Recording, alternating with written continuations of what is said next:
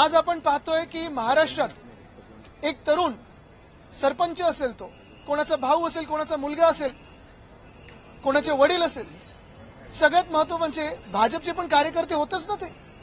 आज आपण काही लोकांना पाहतो, काही चिरीमिरी लोक आहेत जे सांगतात, धमक्या देतात की आम्ही फंड नाही देणार सरपंचांना, असं करू तसं करू, सरपंचांना न्याय द्या पहिला.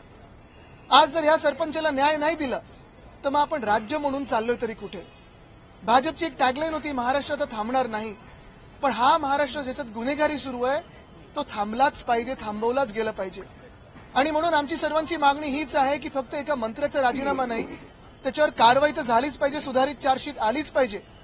कारण काल अजून एक बातमी कानावरते, ते मुख्यमंत्री स्वतः एका लाल गाडीत बसून उपमुख्यमंत्री महोदयांच्या घरी गेलेले आहेत, अजितदादांच्या घरी गेलेत आणि बैठक झाली की आता राजीनामा स्वीकार करायचा की नाही करायचा, राजीनामा द्यायचा की नाही द्यायचा.